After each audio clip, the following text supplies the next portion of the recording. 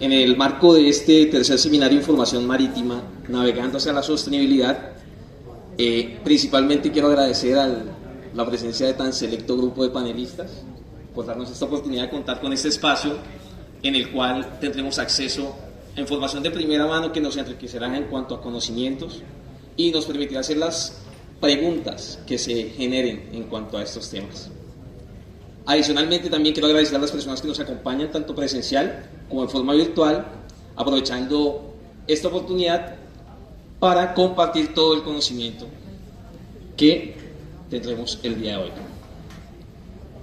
Siendo conscientes de las intervenciones previas, hoy hemos hablado de sostenibilidad, hemos hablado de la gobernanza y la corresponsabilidad, teniendo en cuenta que los esfuerzos aislados muy difícilmente nos permiten realizar los cambios a la velocidad que deseamos, más en el tema de gobernanza de los diferentes territorios, siendo conscientes que debemos respetar las costumbres de esa riqueza cultural de nuestros territorios con características tan variadas, tanto físicas como en cuestión de geografía.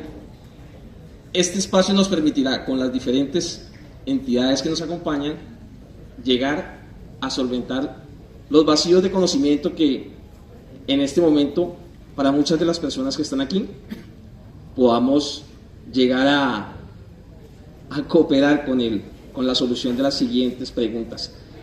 Para el desarrollo de la dinámica, les agradezco, vamos a tener una serie de preguntas en las cuales contaremos con 2 minutos inicialmente para ver si logramos salir de las preguntas principales para luego darle un espacio al personal que nos acompaña en el auditorio. Comenzando desde la perspectiva científica y técnica, ¿qué herramientas o enfoques pueden utilizarse para fortalecer la gobernanza territorial biocultural y cómo pueden las autoridades implementar estos conocimientos en sus estrategias de ordenamiento y gestión?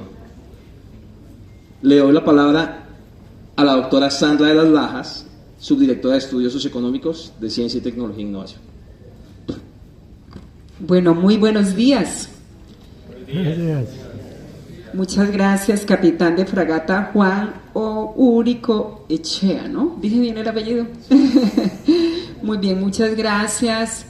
En nombre de nuestra gobernadora, Dilian Francisca Toro Torres, quien les envía un saludo muy especial, de nuestro director de planeación también, Ricardo Castro, también un saludo especial no solamente al público que nos acompaña de manera presencial y virtual, sino de especial manera a la DIMAR por haber pensado en ser parte del tercer encuentro internacional de ciencia, tecnología e innovación, el cual realizamos en el marco de la COP16. Realmente nos satisface muchísimo que este tercer seminario sobre información marítima lo estemos haciendo en este tiempo tan especial que tenemos en Colombia, en el Valle del Cauca, en el Pacífico y en Cali particularmente. Agradecerle también a la Universidad Santiago de Cali por colaborarnos en este espacio y participar, y por supuesto a todo el equipo de trabajo de la DIMAR, el trabajo que ha hecho la doctora Ítala realmente es de reconocer y de agradecer, porque para que logremos tener este escenario realmente ha habido muchas horas de planeación, organización detrás, así que mil gracias a ella y al equipo de trabajo de la Subdirección de Estudios Socioeconómicos, Ciencia, Tecnología e Innovación de la Gobernación del Valle del Cauca. Ahora bien, y un saludo a todos mis compañeros panelistas. Ahora bien, con relación a la respuesta, a la pregunta, consideramos, capitán, que es muy importante el sistema de información. Yo creo que hoy esa es una, no solamente una necesidad que de alguna manera todos tenemos identificados, sino es una estrategia en la que tenemos que trabajar. Sistemas de información georreferenciados de manera espacial que nos permitan no solamente reconocer analíticamente cuáles son las características, las condiciones que tenemos, sino que eso se convierta en orientación para toma de decisión, ya sea en materia de políticas públicas así como en planes, en programas y en acciones muy concretas. Entonces, sistemas de información georreferencial es algo sumamente importante y en ello podemos participar, como lo hemos hablado acá, los actores de la cuádruple hélice, tanto el sector gobierno, generando no solamente los recursos necesarios para que se pueda trabajar en investigación, por un lado, junto con la academia, que es donde más se investiga, no son los únicos, aquí lo hemos hablado. Hay un conocimiento tradicional, ancestral, que está asociado a la biodiversidad, que ha sido la base también para el conocimiento científico, que es un conocimiento que no necesita ser validado por la academia. Lo que necesita es que converse con el conocimiento de la academia y se necesita una valoración de ese conocimiento en el sentido de integrarlo en los planes de manejo, en los planes de acción que se tengan desde las distintas instituciones. Y finalmente la empresa, como bien lo mencionábamos acá, es mucho lo que viene haciendo, pero es todavía falta y podemos hacer mucho más. Gracias. Muchas gracias, doctora Sattler. En ese mismo orden de ideas, teniendo en cuenta que usted habla sobre el tema cultural, ¿quién mejor que la doctora Elena para que nos apoye ampliando esta información? Bueno, muchas gracias, capitán. Y buenos días a todos, a todas y a mis colegas aquí en el panel. Un saludo. Bueno, frente a esta pregunta, yo vengo del sector cultura. Y antes que nada quería comentarles, porque seguramente muchos aquí no saben qué es el ICANN, ¿no? Nos confunden con el ICA, nos confunden con el IGAC, nos confunden con una cantidad de instituciones. El Instituto Colombiano de Antropología e Historia es una entidad adscrita al Ministerio de las Culturas, las Artes y los Saberes, y somos la entidad, digamos, que tiene en su misionalidad ser la máxima autoridad en materia de patrimonio arqueológico de la nación. Desde esa perspectiva, entonces, obviamente tenemos otros puntos en la misión, ¿cierto? Somos un centro de investigaciones en ciencias sociales y somos una entidad asesora del gobierno nacional en materia que tenga que ver con diversidad étnica y cultural a nivel de todo el territorio. Pero, digamos, en el sentido estrictamente relacionado con el tema patrimonial y el patrimonio arqueológico, es donde tal vez esta pregunta que hace el capitán, digamos, se ponga de la mejor manera sobre la mesa.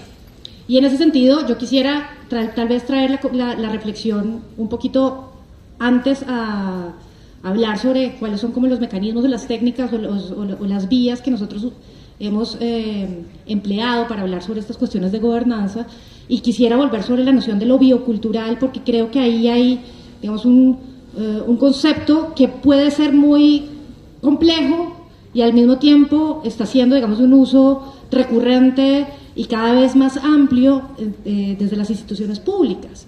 El concepto de lo biocultural no es un concepto fácil, básicamente porque nosotros vivimos en una sociedad donde históricamente las nociones de naturaleza y cultura han estado escindidas y nos cuesta mucho trabajo. Yo creo que ahí es un poco donde está el reto, no solamente de la gobernanza, sino también de la mentalidad y del sentido común, de volver a unir, ¿no?, las nociones de naturaleza y de cultura en un solo continuo. Cuando nosotros pensamos en naturaleza, pensamos la naturaleza parte de la sociedad. Pensamos a que la gente está aquí y la naturaleza está allá, ¿cierto? Tenemos unas dificultades para entendernos a nosotros mismos como seres sociales y al mismo tiempo como seres naturales, con unas implicaciones que tienen que básicamente ver con la vida, ¿no? Y como tienen que ver con la vida, tienen que ver con la materialidad de la vida y también tienen que ver con la manera de reproducción de la vida que pasa también por lo social. Entonces, lo biocultural hoy en día también es un reto, digamos, cultural para nosotros, entendiendo la cultura como parte de la naturaleza y la naturaleza como parte de la cultura, un reto para poder entender, digamos, cómo algo puede ser natural y cultural a la vez, ¿no? Y las implicaciones que eso tiene para comprender la sostenibilidad y para también comprender las implicaciones simbólicas de lo que eso representa. Entonces, volviendo, y ya con esto cierro, al patrimonio arqueológico, cuando uno habla de patrimonio arqueológico está hablando de historia, sin duda, pero también está hablando de la reproducción y la posibilidad de conservación de esa historia en contextos específicos, en territorios específicos, en condiciones naturales específicas, y yo creo que ahí es donde está un poco las vías y los mecanismos que nosotros estamos trabajando actualmente y los que podemos hablar más adelante. Muchas gracias, doctora Elena. En ese mismo orden, señor almirante, desde la Jefatura de Intereses Marinos y Fluviales de la Armada Nacional, la Armada de Colombia, siendo la zona costera o el territorio marino costero un área rica en temas tanto históricos como culturales, desde su punto de vista, ¿cómo sería nuestro aporte, señor? Bueno, un cordial saludo a todos, gracias por estar acá presentes y acompañarnos en este momento.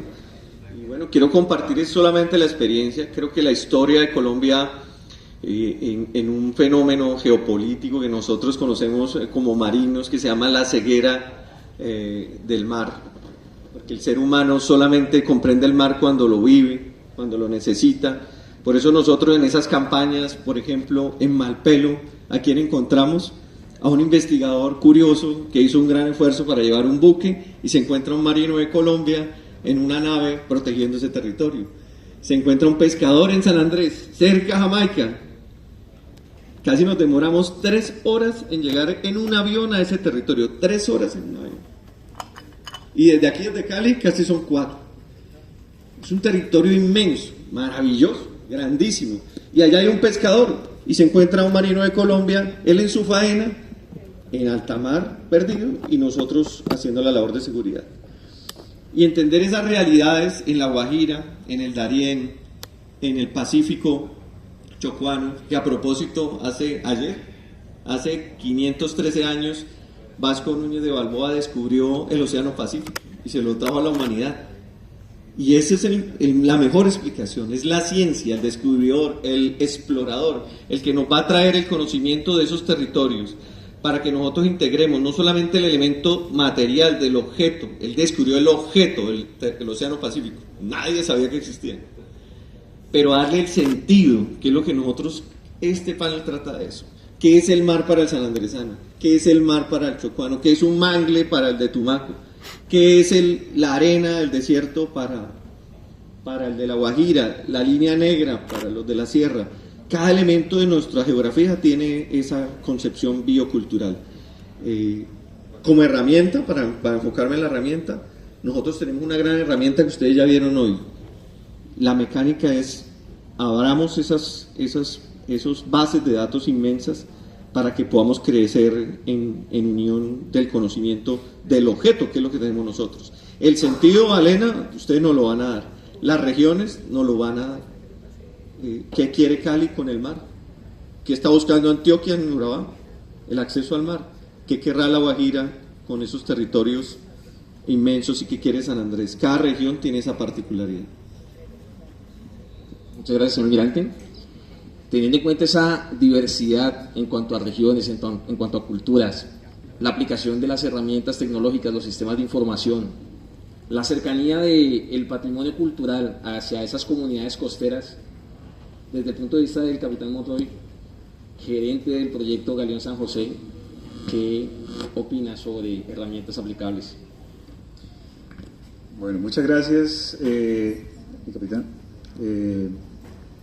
Bueno, primero que todo, hay una, creo que siempre ha habido una desconexión, lo que hablaba el señor almirante, de ese tiene que haber un requisito, un puente, para que nazca esa vocación marítima realmente. Creo que esa desconexión tal vez tiene que ver con temas culturales. Nosotros cuando vemos, por ejemplo, un ejemplo muy sencillo, cuando vemos una película como Piratas del Caribe, eso tiene mar, eso tiene, ¿sí? Pero no lo relacionamos, o sea, no relacionamos sus detalles con por ejemplo, La Isla del Tesoro de Robert Louis Stevenson. Tiene muchos elementos de allí, ¿sí? Pero, o sea, desconocemos esa conexión con el arte, ¿sí? Entonces, asimismo, desconocemos nuestro comercio, cómo funciona y cómo influye el mar allí. Entonces, integrar dentro de nuestro sistema, en este caso educativo, es clave, es fundamental a todos los niveles, inclusive aquí en la universidad. Y también algo que decía especialmente la doctora ahorita, me llama mucho la atención, es que ya las comunidades que están allí tienen un conocimiento, y estoy totalmente de acuerdo, no necesita ser validado por la ciencia, al contrario, es algo que la ciencia tiene que incluir en sus hipótesis. yo tuve que estudiar varios años la oceanografía, comprenderla, mi capitán también, señor almirante, para comprender las mareas, para comprender todo el tema, cómo funciona el sistema, tierra, sol, luna y tal. Pero los nativos del Pacífico, por ejemplo, ya tienen eso súper claro y saben, no, es que la próxima máxima es en 6 horas menos 30 minutos. O sea, ellos ya sin necesidad de ningún cálculo. Entonces, a veces construimos esa realidad top-down, o sea, desde la institución hacia abajo, hacia la población. Es lo contrario, al parecer, ¿sí? De abajo, bueno, por ejemplo, en este tema del Galeón San José específicamente, ¿cuál es el conocimiento popular sobre eso? Y ver cómo compagina realmente con la historia, o cómo son partes, piezas de esa historia, y nos podemos encontrar con sorpresas como que la narración que siempre se ha tenido puede ser otra, ¿sí? Entonces, eso es lo que pienso sobre el tema. Sí, realmente pues el conocimiento ancestral es muy valioso y también debe aportarle a la comunidad académica. Debemos darle el papel que el espacio que debe cubrir. Y siguiendo con el ciclo de preguntas,